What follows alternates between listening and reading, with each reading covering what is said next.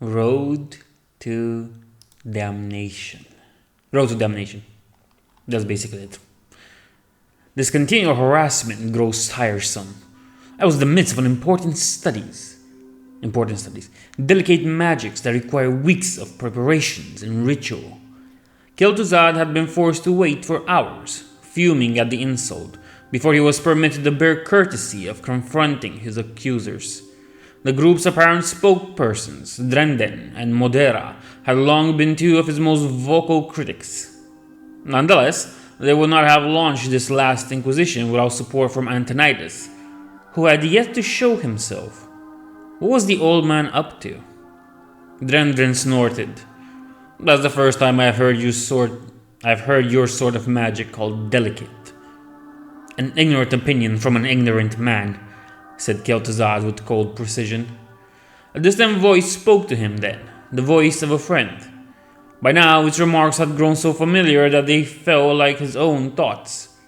They fear and envy you. After all, thanks to this new curse of study, you are continuing to gain in knowledge and power. There was a sudden flash of light, and the scolding gray-haired archmage appeared in the hall. A small wooden chest was stuck under his arm. I would not have believed it if I had not seen it myself. You have abused our patience for the last time, Kel'Thuzad. The venerable Antonidas graces us with his presence at last. I began to think you had fallen ill. Age frightens you, doesn't it? Antonidas snapped. You realize there's only one alternative. Let him think so, if that comforts him. Calming somewhat, Antonidas said, As for my health, you need not have concerned yourself. I was merely busy elsewhere. Searching my chambers for evidence of forbidden magic? You should know better. True, your chambers bore no such evidence. The warehouses you own in the Northlands, on the other hand. Antonidas gave him a disgusting look. Damn the man for being a self-righteous snoop. You have no right. Antonidas tapped his staff to the floor, silencing him, and turned to the other magi. He has turned the buildings into laboratories for a series of foul experiments. See for yourself, colleagues. Behold the fruits of his labor. He opened the chest and tilted it so that all could see. The decaying remains of several rats. Two were still scrabbling clumsily at the side of the chest in a vain attempt to escape. Several magi bolted to their feet, and there was a hubbub of dismay. Even the golden-haired high elf who had been sitting in the back of the room seemed startled, though Prince Kel'Thas was a man whose age made that feat nearly impossible. Turning back to the captive rats, Kel'Thuzad saw that they had collapsed and stopped moving. Another set of failures, apparently. No matter. Someday he would create a stable on that specimen. His hard work would be vindicated. It was only a matter of time. There are loose threads in the spell that silences you. Shall I show you how to unravel it? Time, and his unknown ally, whose enigmatic voice occasionally helped him to move one step closer to his goal. Show me, he thought. A young woman arrived in another flash of light. As she went to stand by Antonidas, the high elf's gaze followed her with a troubled, brooding intensity. But Jaina Proudmoore took no notice. She was utterly focused on her duties. The handsome prince didn't stand a chance. Her vivid blue eyes spared Kel'Thuzad a curious glance. She took the box from Antonidas, who explained, My apprentice will see to it that the chest and its contents are incinerated. The woman inclined her head and teleported from the room. Across the room, the high elf frowned at the spot she had vacated. Under other circumstances, Kel'Thuzad might have found the silent drama amusing. However, left unchallenged, Antonidas was continuing his tirade. Mutely seething, Kel'Thuzad resumed his efforts to free himself. We have permitted this state of affairs long enough. Rapped his knuckles occasionally for his more questionable pursuits. Tried to guide him. Now we find he has been practicing evil magic. The name of the Kirin Tor is fast becoming a curse on the lips of the local villagers. You lie, Kel'Thuzad burst out, and a few other magi were his again, waiting for him to offer an explanation. Peasants remember the Second War just as well as we do. Say what you like about the orcs, their warlocks wielded great power, power against which we had precious little defense. We have an obligation. We must learn to wield and counter these magics ourselves. To form an army of dead rats, their unnatural existence measured in hours? Antonidas asked dryly. Yes, my boy, I found your journals too. You kept quite detailed records regarding this abominable enterprise. You cannot mean to us these pathetic creatures against orcs.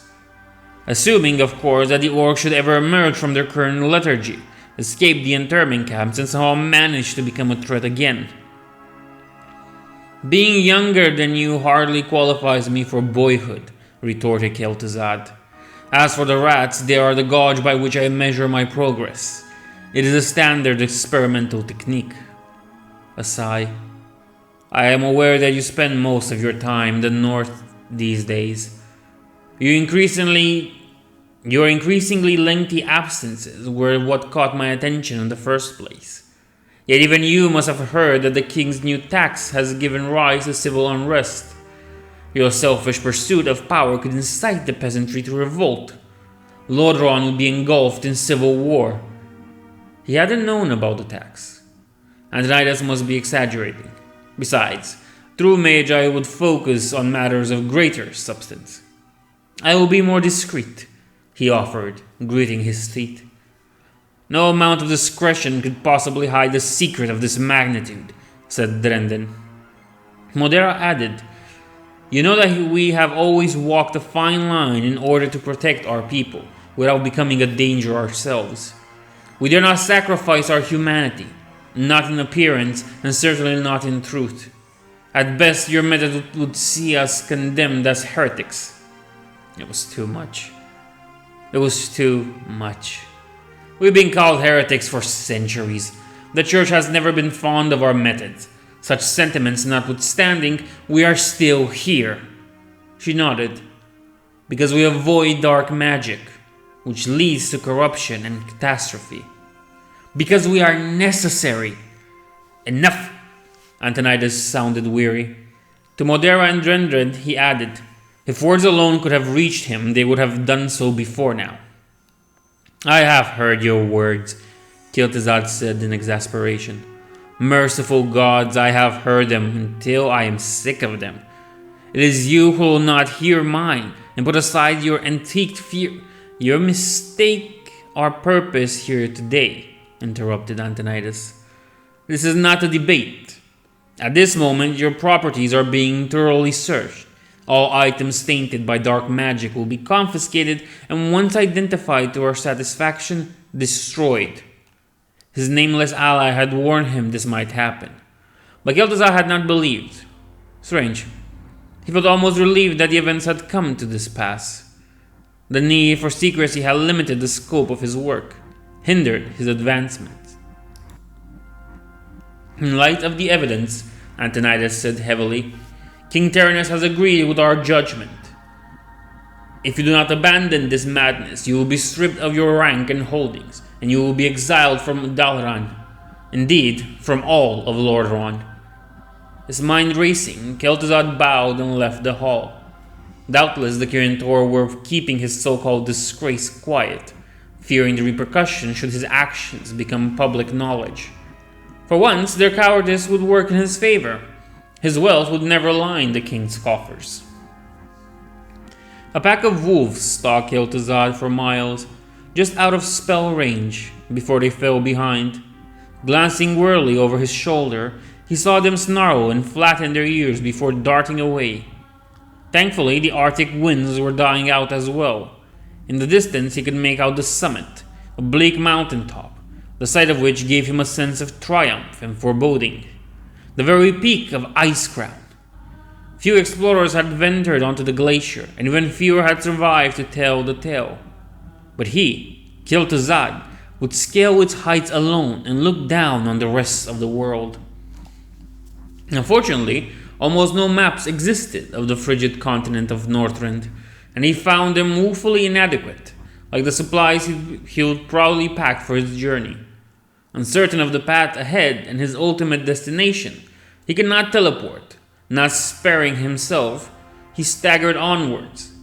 He had lost track of how long he'd been walking. Despite his fur-lined cloak, he was shivering uncontrollably. His legs felt like pillars of stone, awkward and numb. His body was beginning to shut down. If he didn't find shelter soon, he was going to die out here. Eventually, a glint of light drew his gaze. A stone obelisk carved with magical symbols, with a citadel beyond it. At last, he hurried past the obelisk and crossed the bridge of what looked like pure energy. The citadel's doors opened at his approach, but he stopped short. The entryway was guarded by two grotesque creatures that resembled giant spiders from waist down. 6 narrow legs supported each creature's weight. The other 2 limbs were attached like arms to a vaguely humanoid torso. More fascinating than the creatures themselves, though, was their current state. Their bodies showed an assortment of open wounds, the worst of which had been roughly bandaged. One guard's arm were bent at improbable angles. Ichor oozed from the other's fanged maw, but the guard made no effort to wipe it away. Despite the familiar stink of undeath, the guard showed no sign of confusion. Unlike Kel'Thuzad's rats, the spider-like creatures must have also retained most of their original strength and coordination. Otherwise, they would have made poor guards.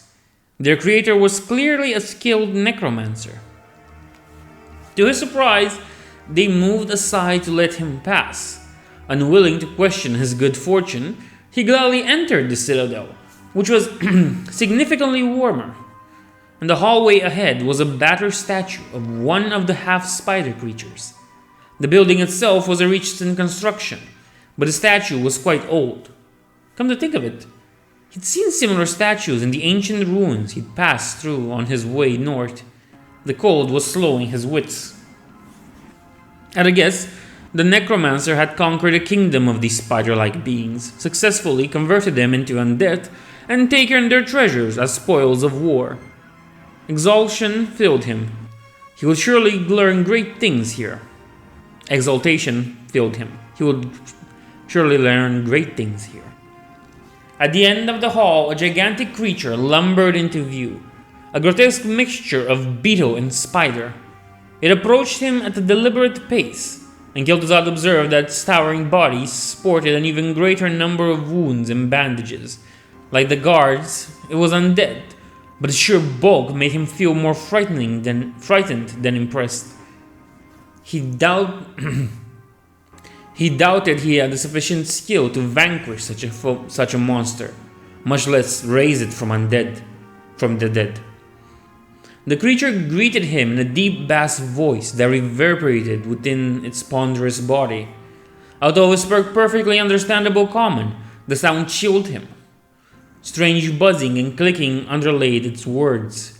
"The Master has been expecting you, Archmage. I am Anubarak." He had both the intelligence and motor skills for speech. Astonishing! Yes, I wish to become his apprentice. The huge creature simply looked down at him. Possibly was debating whether he would make a tasty snack. He cleared his throat nervously. "May I see him?" "In due time," Anubarak rumbled. "Thus far you have devoted your life to the pursuit of knowledge. An admirable goal. Still, your experiences as a mage cannot have prepared you for serving the Master." What could have inspired such a speech? Did the Majordomo consider Kel'Thuzad a rival? That was a misconception to dispel as soon as possible. As a former member of the Kirin Tor, I have more magic at my command than you could probably imagine. I am more than prepared for whatever task the Master gives me. We shall see. Anubarak led him through a number of tunnels that took them far beneath the earth. At last, Kel'Thuzad and his guide emerged into a vast ziggurat, whose name, so Anubarak said, was Naxxramas. From its architecture, the building was another product of the half-spider creatures. Indeed, the first chambers Anubarak showed him were populated by the undead things which swiftly lost their novelty. Actual spiders also skittered here and there among the undead busily spinning cobwebs and laying eggs. Kel'Thuzad hid his distaste. He wouldn't give the enormous majordomo satisfaction. Indicating one of the undead spider things, he said, "You bear them some resemblance. Are you all derived from the same race?" "The Nerubian race, yes." "Then the master came. As his influence spread, we made war upon him, foolishly believing we stood a chance. Many of us were slain and raised into undeath. In life, I was a king. Today, I am a crypt lord." "In return for immortality, you agreed to serve him," Kel'Thuzad mused aloud. "Remarkable." "Agreed" implies choice, which meant that the necromancer could compel obedience from the undead. Kel'Thuzad might be the first living being to come here on his own free will. Faintly disquieted, he changed the subject. "This place is full of your people. I take it you rule here?" "After my death, I led my brethren in conquering the ziggurat for our new master. I also oversaw the process of altering it to serve his design. However, Naxxramas does not fall under my authority, nor are my people its only occupants. This is but one wing out of 4. In that case, lead on, Crypt Lord. Show me the rest." The second wing was everything Kel'Thuzad could have hoped: magical artifacts, laboratory equipment, and other supplies that put his old laboratories to shame. Huge rooms that could hold a veritable army of assistants, undead beasts that had been cleverly sewn together from a hodgepodge of animals and reanimated. Even a few undead humanoids composed of body parts from assorted humans. The human body part bore no wounds. Unlike the Nerubians, the humans had not fought their fate. The necromancer must have acquired the bodies from a local graveyard, wise to avoid drawing notice. The Kirintor would have taken immediate action. Unfortunately, the third wing proved less interesting. Anubarak showed him an armory and an area for combat training. Next, the Crypt Lord led him through the chambers, filled with thousands of sealed barrels and shipping crates. Why would Naxxramas need so much in the way of supplies? Well, the pyramid was well stocked in the unlikely event that it was besieged. At last, he and Anubarak reached the last wing. Giant mushrooms grew in a garden area and gave off noxious fumes that made Kel'Thuzad feel ill. The soil beneath each mushroom seemed unhealthy, possibly diseased. Going closer to inspect it, he stepped on something that squished, a fist-sized creature that resembled a maggot. He shrugged and hastily moved on. The next room had a number of small cauldrons filled with bubbling greenish liquid. Curious despite the substance's revolting odor, Kel'Thuzad took a step forward, but a massive claw abruptly blocked his way. "The Master wishes you to remain among the living. Your time has not yet come." His breath caught in his throat. "It would have killed me?" "There are many who will not serve the Master in life. The fluid resolves that difficulty." At Kel'Thuzad's blank look, the Crypt Lord said, "Come, I will show you." Anubarak took him to a cell that held 2 prisoners, villagers by their homespun clothing. The man was cradling the woman in his arms. She was ghastly pale and soaked in sweat. Alive, both of them, though the woman was clearly ill. Kel'Thuzad glanced at the Crypt Lord uneasily. Her desperate, glassy eyes found Kel'Thuzad and brightened. "Mercy, my lord. My body fails. I have seen what will happen next. One bolt of flame, I beg of you. Let me rest in peace." She was afraid of becoming the necromancer's thrall. According to Anubarak, she would have no choice. Kel'Thuzad looked away queasily. After all, she couldn't live much longer anyway. She struggled out of the man's arms and clung to the cell bars. "For pity's sake, if you will not aid me, at least take my husband to safety." And she wept hopelessly. "Hush, sweetheart," the man murmured behind her. "I will not leave you." "Make her be quiet," Kel'Thuzad whispered fiercely at Anubarak. "The noise distresses you?" With one lightning-quick motion, Anubarak shot one claw to the bars and speared the woman through the heart. Then the crippler casually shook the corpse off onto the floor. Her husband howled with anguish. Guiltily relieved, Kel'Thuzad began to turn away, but froze when the corpse started thrashing and arching against the stone floor. The male villager gasped in shock and fell silent. The dead woman's skin was changing color, shifting to a faintly greenish gray. Gradually the spasms died off and she scrambled unsteadily to her feet. She rolled her head to one side, then shivered as she spotted her husband. "Guards, get this man out of here," she rasped. The guards didn't move. With a groan, she raked her fingers through her tangled brown hair, and Kel'Thuzad got a good look at her face. Blood vessels were darkening under the skin, and her eyes seemed feral, crazed. Her husband asked doubtfully, "My love, are you all right?" A bitter laugh escaped her and twisted into a snarl when he took a hesitant step toward her. "Don't come any closer." The man ignored her protest and went towards her, but she shoved him away with enough force to send him flying. He hit the cell bars and slid down. "Stay back." Her speech was more guttural. "Hurt you." She wrapped her arms around herself, backed up until she bumped against the opposite side of the cell. "Hurt you. Hurt you," she whined, and something began to be wrong with the way she said it. Uncomprehending, Kel'Thuzad watched her slowly, jerkily lift a hand to the hole in her chest.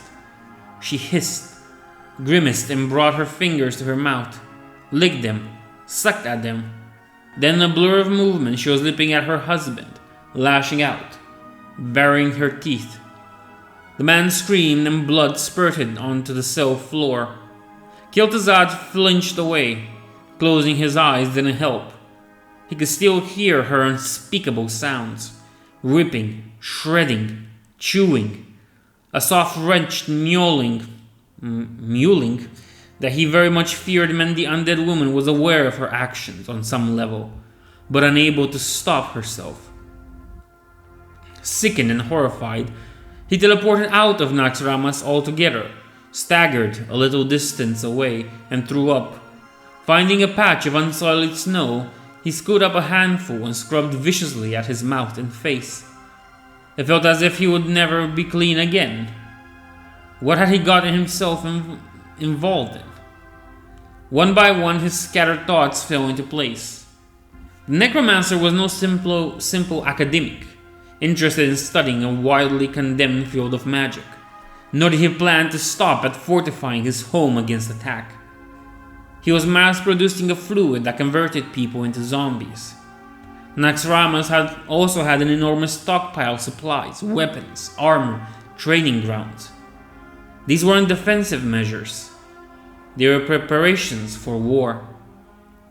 A sudden wind buffeted him with an unearthly shriek, and a group of cold wraiths coalesced in front of his eyes. He had read of them years ago in the Violet Citadel. The vague description of their cloudly, translucent forms had mentioned nothing of the frigid malice in their glowing eyes. One of the wraiths drifted closer and asked, "Second thoughts? As you see, your little trick will not avail you. You cannot escape the Master. At any rate, what could you hope to accomplish? Where would you go? More to the point, who would believe you?" Fight or flight. Those would have been the most heroic choices. Heroic but pointless. His death would serve nothing. By agreeing to become the necromancer's apprentice, Kel'Thuzad bought himself time in which to bolster his own skills. With enough training, he could surpass the necromancer or catch the man off guard. He nodded to the Wraith. Very well. Take me to him. The Wraiths teleported him back to the Citadel and escorted him downward towards a series of halls and rooms that Kel'Thuzad knew he wouldn't be able to remember later. At last, deep beneath the earth, he and the Wraiths entered a huge cavern whose dank chills sank into his bones. In the center of the cavern was a dazzling tall spire of rock, blanketed in snow. A set of stairs spiraled up to the side of the spire. He and the Wraiths began the ascent. His heart pounded with excitement and dread. When he realized that his steps were slowing, he sped up again. His resolution didn't last long, however. It felt as if a weight was pulling at him.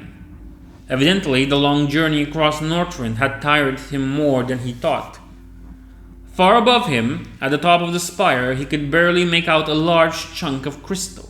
Untouched by snow, it had a faint bluish gleam.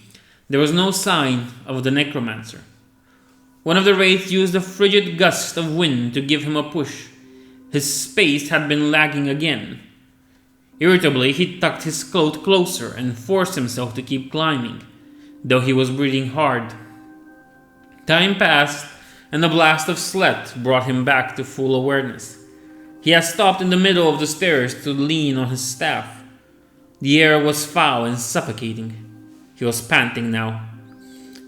"Give me a moment," he managed. A wraith behind him said, "We cannot rest. Why should you?" Grimly, Kel'Thuzad reassumed the climb and hunched his shoulders against the growing exhaustion. He raised his head with an effort and saw the glimmering crystal was drawing closer. At this distance, it looked like a jagged throne with hazy dark shapes inside it. There was a palpable aura of menace about the thing. The wraiths brushed against him and startled him into crying out. Echoes of the sound reverberated throughout the cavern. He clutched at his fur cloak with clammy, trembling hands. His breath rattled in the back of his throat, and he had the sudden terrible urge to turn around and start running. "Where is the master?" he asked, and his voice was high and quivering. No answer. Just a storm of hail that lashed at him cruelly. He stumbled and recovered his footing. With each step, the throne looming above him felt more oppressive, pushing his head down, bending his spine. He could barely walk upright. Before long, he fell to his hands and knees. The necromancer spoke directly to Kel'Thuzad, then, in a voice that was no longer even remotely kind. "Let this be your first lesson. I have no love for you or your people. On the contrary, I intend to scour humanity from this planet. And make no mistake, I have the power to do it." Relentless, the wraiths did not permit him to stop. Beyond humiliation, he abandoned his staff and began to crawl. The necromancer's malevolence beat down upon him and pressed him deeper into the snow. Kel'Thuzad was shaking, whimpering, and oh gods, he'd been wrong. Stupidly, colossally wrong. This wasn't fatigue. It was stark terror. "You will never catch me unaware, for I do not sleep, and as you should have already guessed, I can read your thoughts as easily as you might read a book. Nor can you hope to defeat me. Your puny mind is incapable of handling the energies I manipulate on a whim."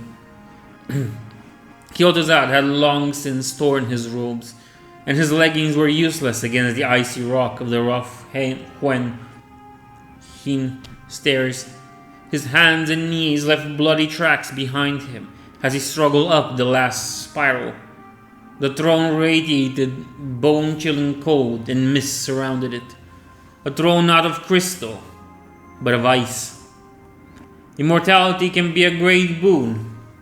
It can also be agony, the likes of which you have not yet begun to fathom. Defy me, and I will teach you what I have learned of pain. You will beg for death.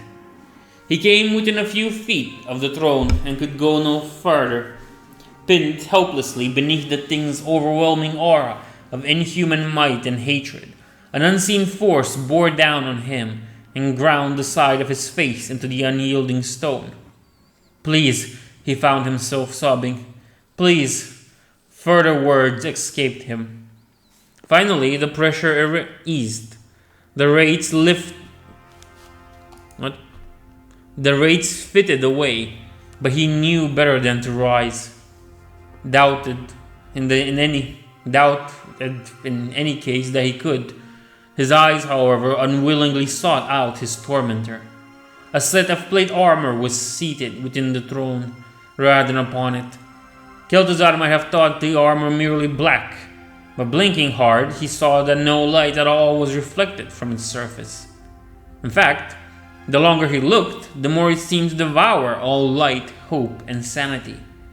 The ornate spiked helmet obviously doubled as a crown. It was set with a single blue gem, and like the rest of the armor, appeared empty. In one gauntlet, the figure clasped a massive sword, whose blade had been etched with runes. Here was power. Here was despair. As my lieutenant, you will gain knowledge and magic to surpass your most ambitious dreams. But in return, living or dead, you will serve me for the rest of your days. If you betray me, I shall make you into one of my mindless ones, and you will serve me still. Serving this spectral being, this Lich King, as Kel'Thuzad was beginning to think of him, would assuredly bring Kel'Thuzad great power, and damn him for all eternity. But that knowledge came far too late. Besides, damnation had little meaning without the prospect of true death. I am yours, I swear it, he said hoarsely. In response, the Lich King sent him a vision of Naxxramas. Small black-robed figures stood in a broad circle outside the glacier. Their arms visibly wreathed in dark magic, rose and fell in time with a droning chant that eluded Kel'Thuzad's understanding. Tremors shook the earth beneath their feet, but they kept casting.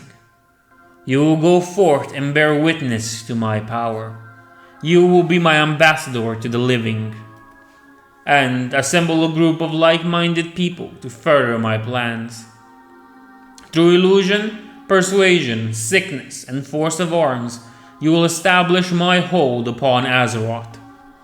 To Kel'Thuzad's astonishment, the ice shifted and cracked, and the top of the ziggurat pierced the frozen ground. A building was being pulled out of the soil, while the robed figures redoubled their efforts. The vast pyramid continued its impossible emerge. Chunks of dirt and ice flew outward with explosive force. Soon the entire structure had broken free of the earth's embrace. Slowly, but surely, Naxxramas rose into the air. And this will be your vessel.